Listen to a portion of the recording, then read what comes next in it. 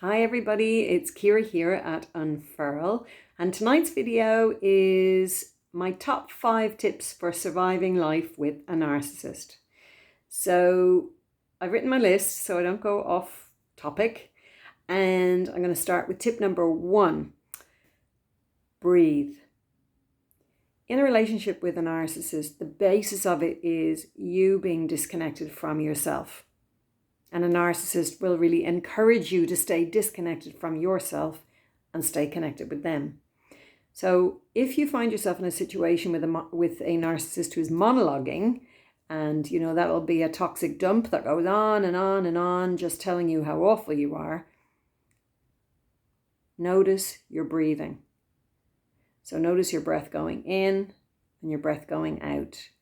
Your breath going in, your breath going out. So all the while that they're talking, you're listening, but really you're noticing your internal state, your breathing. So stay with it. Don't try and change your breathing. Don't try and make it longer breaths or shorter breaths. You don't need to do anything. You just need to be with your breath, with your awareness focused on your breath, because this is actually a fundamental way of you connecting with yourself. And it's so deep and it's so private.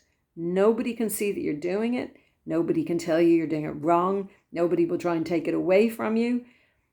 It's almost like your own little secret. So I highly recommend you try it. And if you do, please leave a comment below and let me know how you get on, because it is a game changer, staying in connection with yourself. Tip number 2, reduce or give up alcohol.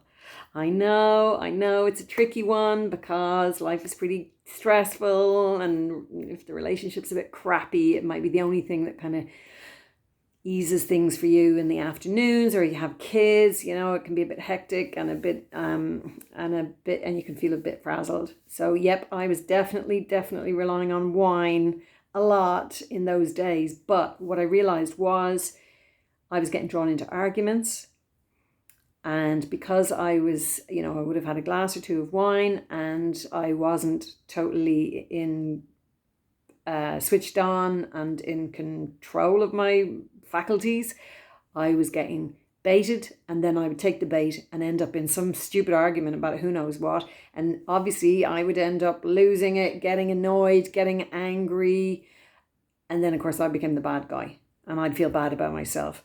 So when I stopped drinking, I could see what was going on and I didn't go there. I could see, oh, that's not my stuff. And the other thing is, you might need to drive your car and get away really quickly. If something kicks off at home, you need to be able to get yourself and your kids out of there. And if you've had a few drinks, you won't be able to do that. So I learned that the hard way. So definitely have a think about that. Reducing, or if possible, giving up alcohol if things are really bad, just so you can keep your head together. Number 3, get therapy. Now, this is so important. And even if you are like I was, I had a young child, really young, who was with me 24/7. I didn't get a break and funds were really low, so I didn't really have the money. There are low-cost counselors who are doing therapy. They're trainee therapists, and they have to do so many hours before they become fully accredited, but they're available everywhere. So do a Google search, low-cost counseling, and start working with somebody, because when you're in a relationship like this, you will be second guessing yourself and full of self-doubt all the time. You won't know if you're imagining stuff is going on, if you're making it bigger than it actually is, if it's really me, am I really the bad guy? So you'll be full of all sorts of chaos. Working with a therapist is going to be so helpful, because a therapist is going to go, no, it is not you. Your situation is really crap and you need to get out of there. Or maybe they won't quite say that, but they'll certainly be able to reflect back to you what you're saying, and you'll be able to hear it loud and clear. Oh yeah, my situation's really not very good.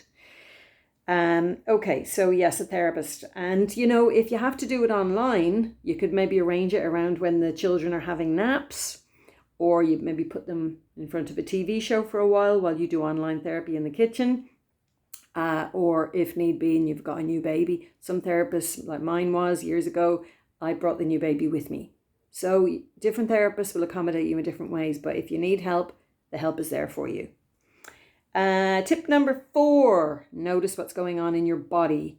So when you are in the same room as, or in a conversation with your narcissistic person, notice what's happening in your body. Notice, are you holding your shoulders? Are you holding your breath? Have you got a knot of tension in your stomach? If you hear the key in the door, do you feel yourself tensing? Do you have a headache? Do you feel like you've got so much tension in your face from having to be on guard all the time? So really start to notice. And again, you don't need to do anything about any of this. You just need to start noticing. Because we're so focused outwards in those types of relationships, we're completely disconnected from what's happening in our own bodies. As soon as we start to notice what's happening in our bodies will know what to do. But the first step is we have to notice what's going on. Okay, and the final tip is play music you used to love when you were about 15 or 16 years old. Because back then, you kind of knew who you were. Okay, you might have had, a difficult early childhood life, but still there was this feisty part of you, age 15 or 16, the rebel, the teenager, who kind of knew who she was or who he was. And now you want to reconnect with that part of yourself. So get that music on that you still love. All the lyrics are still going to be in your head. You'll be able to sing every single song from your favorite album, even if you haven't heard it for about 30 years. And it will start to reconnect you back with your true self. So there's my 5 top tips. 1, connect with your breath. 2, reduce or cut out alcohol. 3, get therapy. 4, notice what's happening in your body. And 5, put on that music that you absolutely used to love in the car, on your headphones when you're making dinner, or when you're going for a walk if you get a chance, and just reconnect with yourself, because you are honestly just amazing. All right, mwah. Good luck. Thinking about you.